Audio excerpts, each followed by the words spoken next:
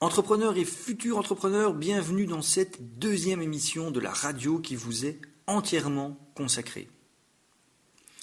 À la fin de la première émission, je vous demandais de réfléchir à votre engagement à devenir une meilleure version de vous-même. Je vous demandais en fait de répondre à la question suivante. Êtes-vous prêt à 100% à vous engager complètement à faire des choses nouvelles pour obtenir des résultats nouveaux? Alors si vous êtes ici aujourd'hui, j'espère que c'est parce que la réponse à cette question est un oui ferme et définitif, car si ce n'est pas le cas, je vous garantis que rien ne pourra changer pour vous. C'est vraiment important que vous compreniez ça. Personnellement, je sais qu'il m'a fallu un certain temps avant de le comprendre et de l'intégrer pleinement. Et pendant tout ce temps où j'étudiais beaucoup, où je lisais énormément et où je me formais continuellement, je remarquais bien que rien ne se passait, que rien ne bougeait et que rien ne changeait pour moi. Je vous l'ai expliqué, ça m'a fortement découragé, au point d'ailleurs de tout laisser tomber pendant un certain temps. Je me disais qu'au fond, tout ce que l'on regroupe sous le terme développement personnel, c'est de la pure foutaise, que ça ne marche pas, que cela ne fonctionne pas. Alors j'ai vraiment laissé tomber et j'ai poursuivi ma vie d'entrepreneur lambda. Mais l'erreur que j'ai commise durant toute cette période, c'est que justement, je ne faisais que lire, apprendre, étudier. Je ne faisais que me former. Je passais d'un livre à l'autre sans rien faire d'autre que le lire. Alors bien sûr, je comprenais les principes que je découvrais dans ces bouquins et dans ces formations. Et j'en comprenais même l'importance, mais je ne faisais rien de tout ce que j'apprenais. Et apprendre pour apprendre, cela ne sert strictement, je dirais même foutrement à rien. C'est d'ailleurs une des raisons pour laquelle beaucoup d'entre nous, et en tout cas ce fut mon cas, ont des difficultés à l'école. On a parfois le sentiment d'apprendre des choses qui nous sont inutiles, qui ne servent pas. On emmagasine des choses, mais on ne rattache pas tout ce que l'on apprend à des éléments concrets, à des choses que l'on peut mettre en pratique. À l'inverse, justement, quelqu'un qui suit un enseignement technique a l'occasion de mettre en pratique ce que ses professeurs lui expliquent en classe. Il peut directement tester ce qu'il a appris en théorie pour que son apprentissage commence à s'ancrer concrètement en lui. S'ancrer concrètement en lui. Retenez bien ce terme, on y reviendra par la suite. Et c'est justement la seule manière d'ancrer durablement quelque chose en vous, de mettre en pratique. C'est en mettant en pratique que l'on peut ancrer durablement quelque chose en soi. Alors vous avez compris, j'en suis certain, où je voulais en venir avec cette analogie scolaire, c'est que apprendre pour apprendre, rester au niveau théorique, ne permettra jamais à votre cerveau d'ancrer concrètement les choses. Et comme toutes ces choses que vous aurez apprises ne seront pas ancrées durablement, vous ne pourrez rien en faire. Et vous aurez au final l'impression de perdre de votre temps en apprenant toutes ces théories. C'est le sentiment que j'ai eu quand j'ai laissé tomber. Et au fond, j'avais raison. Je perdais mon temps à passer de bouquin en bouquin en espérant, à chaque nouveau livre, que je découvrirais enfin celui qui m'apportera la vérité. Celui qui m'apportera le guide ultime qui pourra me mener vers la réussite. Mais ce qu'il faut savoir, c'est que chaque bouquin, chaque formation, chaque conférence apporte son lot de vérité. Chaque chose que vous apprenez peut vous aider sur le chemin de votre réussite, dès lors que vous en faites concrètement quelque chose. Alors je sais ce que vous vous dites. J'insiste beaucoup, et peut-être beaucoup trop à vos yeux, sur cette notion, mais c'est normal car elle est essentielle. Sans action, vos apprentissages ne resteront que des idées et des concepts. Sans action, vous ne créerez aucun ancrage dans votre cerveau.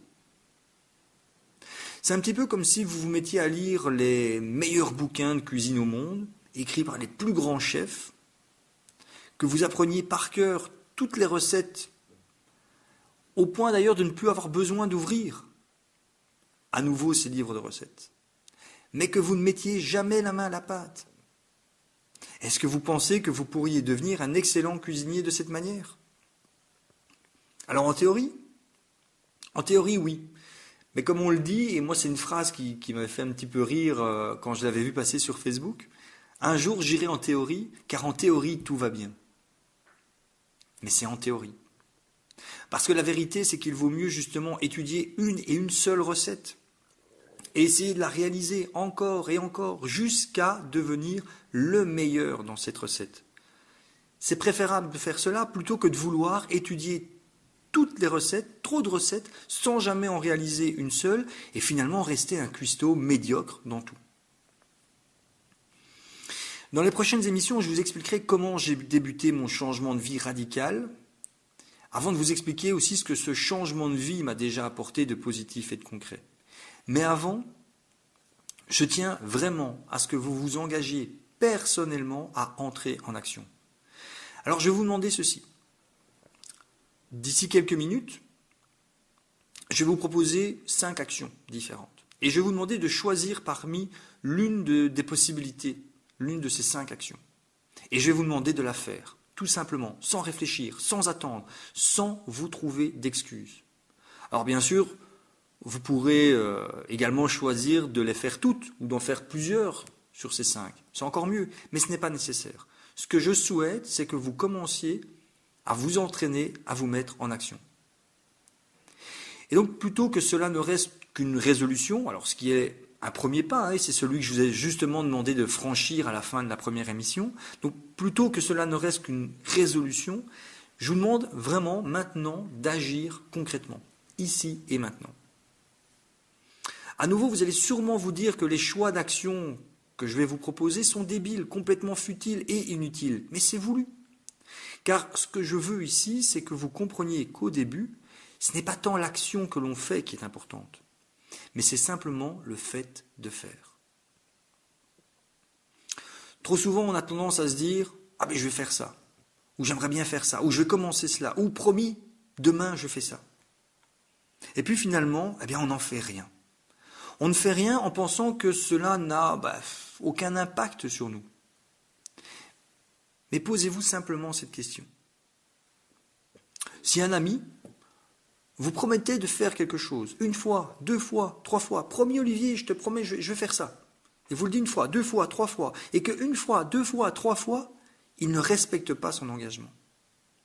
Est-ce que vous allez continuer à faire confiance en cet ami ? À croire en sa parole quand, la prochaine fois, il vous dira qu'il va faire quelque chose ? J'en doute. Eh bien, dites-vous que c'est exactement ce que cela provoque envers vous-même quand vous dites que vous allez faire quelque chose, aussi minime et stupide que soit cette chose, et que vous ne le faites pas. Le message que vous vous envoyez est que les engagements que vous prenez pour vous-même n'ont aucune importance, puisque finalement vous ne les respectez jamais. Alors justement, sortez maintenant de ce cercle vicieux, en choisissant au moins une des actions que je vais vous citer maintenant, juste là. Et faites-la tout simplement. Et dès aujourd'hui, et chaque matin, prenez l'habitude de décider d'une action simple et peut-être stupide, et de vous tenir à réaliser cette action avant la fin de la journée. Alors voici la liste des 5 actions que je vous propose. Encore une fois, sélectionnez-en une. Si vous voulez en faire plusieurs, tant mieux, mais le principal, c'est d'en faire une, de la faire maintenant, et de vous tenir à la faire tous les jours. Première action, première possibilité d'action, souriez à 3 personnes que vous rencontrez dans la rue en leur disant bonjour. Deuxième possibilité, choisissez de faire 10 pompes et ou 10 abdos tous les matins. Troisième action, troisième possibilité, décidez de stopper Facebook, de couper Facebook et tous les autres médias sociaux à partir d'une certaine heure tous les jours. Donc par exemple, voilà, vous rentrez chez vous à 17h, vous dites ok, à partir de 18h, times, plus de Facebook, plus de médias sociaux. Quatrième possibilité, prenez la décision de lire au moins 30 minutes par jour. Cinquième décision, ou cinquième possibilité plutôt de décision, d'action, prenez la décision d'appeler un membre de votre famille avec qui vous avez peu de contact pour simplement prendre de ses nouvelles.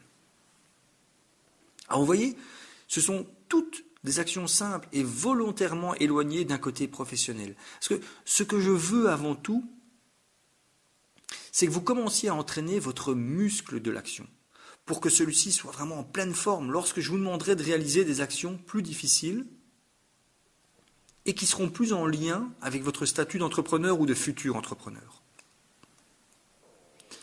Alors voilà, je vais vous demander d'utiliser les commentaires, quelle que soit la plateforme sur laquelle vous écoutez cette radio, cette émission. Utilisez les commentaires et dites-moi quelle action ou quelles actions vous avez décidé de faire et surtout, dites-moi quand vous l'avez faite.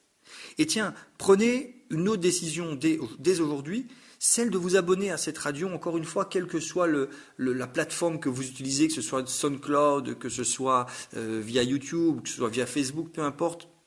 Mais abonnez-vous à cette radio et prenez la décision d'en écouter chaque épisode à sa sortie. C'est aussi une autre action simple à réaliser et une action qui sera importante pour votre développement personnel.